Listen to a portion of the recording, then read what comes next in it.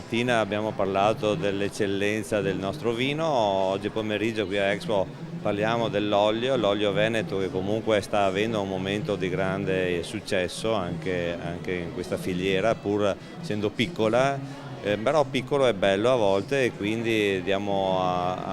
con questa produzione una grande qualità dell'olio negli oli generali.